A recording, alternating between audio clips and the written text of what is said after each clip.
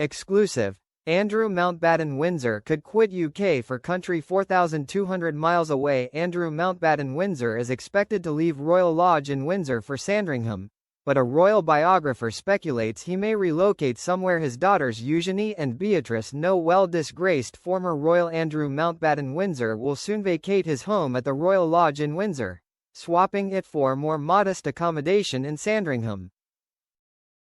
However, royal biographer Andrew Lowney suggests it's not merely Windsor that the disgraced former prince will be leaving, but Britain entirely. The ex-prince was stripped of all his titles following revelations of leaked correspondence with convicted sex offender Jeffrey Epstein.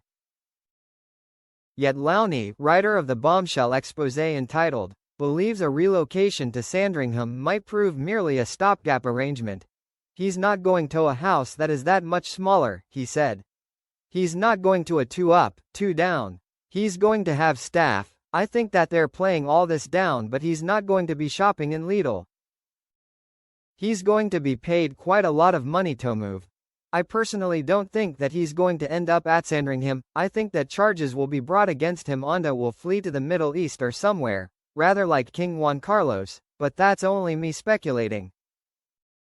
Lowney declined to specify which charges might materialize, though Andrew currently faces pressure to give evidence in America regarding his links with Epstein. He noted that Andrew maintains substantial ties in the United Arab Emirates, a country 4,200 miles away from the UK. During his 2001 visit to the UAE as Britain's trade envoy, Mountbatten Windsor forged a close personal bond with the then Crown Prince and present ruler, Sheikh Mohammed bin Zayed Al Nahyan. Both Beatrice and Eugenie have frequently been spotted at high-profile events in the UAE. Just last month, Princess Beatrice, 37, was seen at the so-called Davos Off the Desert Business Conference, the future investment initiative in Riyadh, Saudi Arabia. She sported a delegate badge that not only displayed her formal royal title, but also the name Liontree, an asset management firm where she is believed to hold an advisory role. And last year, the sisters made a joint visit to Abu Dhabi.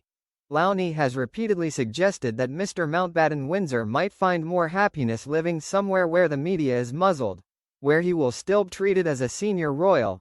In the UAE, Lowney proposed, public sentiment would likely be more favorable towards him. According to recent Ipsos data, in the UK, 77% of people hold an unfavorable opinion of Andrew Mountbatten Windsor, while a mere 9% view him favorably. Lowney points out that while the British royal family are sensitive about public perception, rulers in the UAE and across the Middle East generally will do what suits them.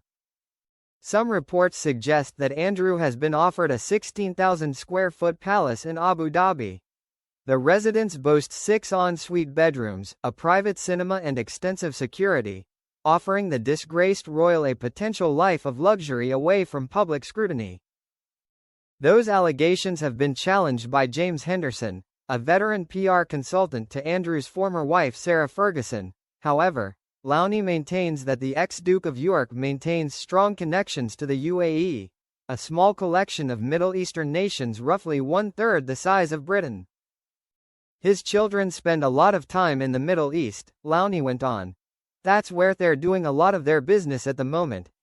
He suggests that, should legal difficulties facing Andrew continue to intensify, a swift departure to Abu Dhabi might well be considered. I suspect that it would suit everyone's purposes if basically Andrew did disappear there away from public view and the story got shut down, he said. He outlined that, whilst an extradition agreement does exist between Britain and the UAE, the Emirati authorities would have little concern about disregarding it, and dismissing any criticism that followed. The last thing the palace wants is a trial, with all the dirty linen aired in public, he said, and so this would be a very neat solution.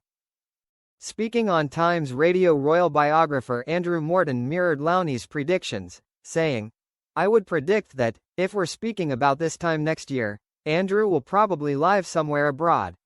Representatives for Andrew Mountbatten Windsor have been contacted for comment.